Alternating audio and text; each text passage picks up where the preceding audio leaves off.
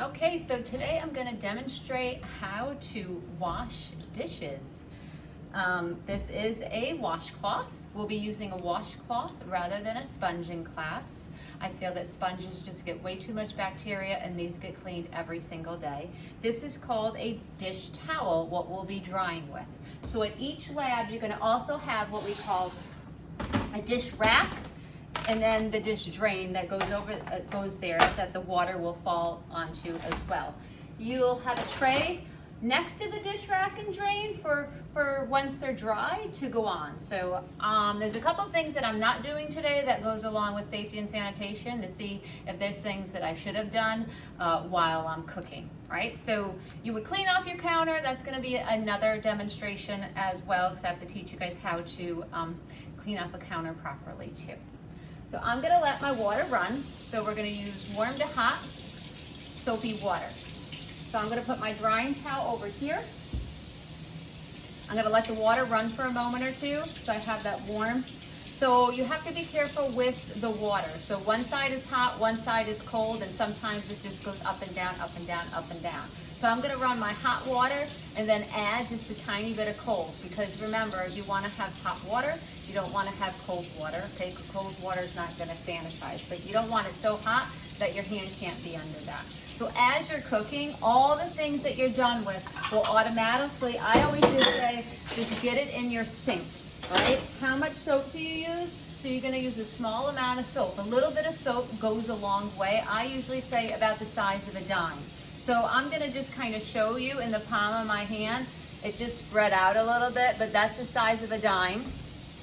And then I'm just gonna get my washcloth wet. I would have poured it right on the dishes, and you're gonna have to add more a little bit at a time. So I'm gonna kind of just get it in here. Now with these things, because we only have one sink, we can't fill it with hot soapy water and then have a rinse section. Unfortunately, we do let our water run quite amount of time. We let our water run as we're washing the dishes, because we're soaping things up, then we're rinsing them, and then we're putting them in the dish rack. So basically what you would do, I have some soapy water here. I didn't even add any cold because it's not that hot. I just added just a tiny bit of cold. So I have some soap. It's hard for me to show this part. You would get all around the inside. You would get, whoops, all around the outside. And all the other equipment is getting wet and soapy as I do that. Now my dishes are clean right now just for the demo, but yours would have flour, sugar, brown sugar, vanilla. As soon as I'm done, it's gonna be placed in the dish rack. And then somebody else should be at this point be starting to dry. But I'm a one-woman show right now. Get all in the crevices, especially with the flour and the sugar, it gets stuck in your measuring cup. I'm gonna pop it over there. I'm not gonna do everything here because I wanna try to keep the demonstration video as short as possible. So I'm gonna do those three things. These to be placed into the section for the utensils. I'm gonna turn my water off. So if you're not using it, definitely turn it off. If you're going to clean a counter or something, you could definitely turn the water off as well. You're gonna have your paper towel dispenser. Somebody would then be drying the dishes. So to dry, you're gonna use that drying towel. So I always say the big towel to dry, the small one to wash. And all you're gonna do is take it, you're gonna go all around the outside, hold on to it tight, this is glass, and then all around the inside. So you'll be checking to make sure that everything is clean and dry. I even will tape the bowls one outside of the other, like they're nested, and I'll sometimes even put it up to the light to see if it's clean, if there's all finger marks, if there's all ingredients still there. You did not use hot enough water either, or maybe not enough soap. So this then would be placed onto this tray. So then it could then go away. So this drains the water, your dish rack drains the water,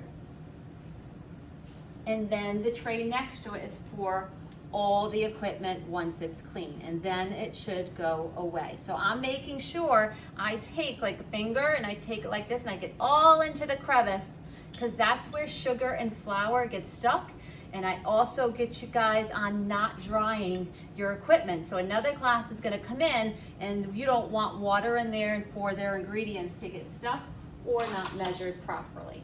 Same with the measuring spoons. These spoons, I always keep them on. It's just easier. I'm gonna just take my thumb and just get into every little nook and cranny of those measuring spoons. Because if I don't find that you've dried them completely, the next class is gonna come in and call you out on it and say, Mrs. Sauer, the class before did not dry everything, all right? And then you may get a sanitation ticket, and that unfortunately means points off. And you know you're all striving to get, you see that Golden Spoon Award, right? For the cooking group in each class for that nice Golden Spoon Award. So at this point, somebody would then be putting all of this equipment away. You could do it as you go, or you could do it all at the end. So some of the cleaning after doing all the dishes at the end of the period too, is you're gonna make sure any water that was placed here, I'm gonna check. You want your lab for the next class to be as clean as it was for you. So everything should be dry, everything should be put away. You could use your towel for this. You can also use, I don't have you dry everything here, but I do have you dry the drying rack on the bottom. Anything that's all around your sink should be nice and dry. There should be no water on the sink section here. If you have to, you would use a paper towel as well. So I'm gonna grab the paper towel because that towel is not doing a good job. I don't have you dry the inside of the sink, but you are gonna make sure that there's no dough or any ingredients or anything like that. You could rinse it all. You do not want it to go down the sink though. Okay, so that's how you wash with a washcloth. At the end of the period, you wanna squeeze. You see how I just squeezed all that water out? Because you don't wanna walk over to the hamper with water getting all over the floor, because then there would be a cause for concern with somebody slipping and falling, whether it's you, somebody in the class, or your teacher. Trust me, you want to keep me nice and healthy during the cooking unit, because without me here, you're not going to be able to cook. So I have a moment right now, so I'm thinking I'm just going to show you how to clean off the counter too, rather than me doing two. So look at this. Oh no, we're gonna just pretend right now. That looked like fun, right? So as you're measuring and stuff like that, you're gonna end up getting flour and sugar all over your counter. What you're gonna do when it's time to clean up is you're gonna grab a paper towel. You don't wanna take a washcloth to this because it's gonna form a paste. All right, and it's just gonna spread all the flour, the sugar, whatever it is. So you're gonna take any extra ingredients like this. You could bring a garbage pail over to your lab. So I have a garbage pail here. You're gonna do the same thing for this lab group. This is lab 4. They'll be using this whole counter space, and they'll be using the table in back of them. All right, so again, I'm gonna get my hot water on. I don't want it full of water. I'm gonna take like a little drop of that Dawn dish detergent, get it around here, squeeze it out a little bit. And then I'm gonna take my washcloth and I'm gonna wash my whole counter. You shouldn't see a tremendous amount of suds. If you're seeing all suds, that means you've used, or soap, you've used way too much detergent. The Dawn dish detergent works great, and it's very concentrated as well. So I'm gonna just add a little bit more water here. And I'm gonna do this table as well. You see, I'm just taking the washcloth and moving it around so I'm not washing with the same part over and over, and I'm just flipping it as I go. So what I usually have is, so then I would rinse this out again. You were done with the lab. You can take a towel that you've already used to dry it. Don't grab a new towel, please, because again, I'm cooking with all classes at the same time. So I don't have enough towels for you guys just taking a towel another new towel unless your towel is soaking wet. You can also let it air dry a little bit, or you can grab a paper towel. There will be paper towels in your dispenser. There will also be paper towels in each lab just for use on a small paper towel holder.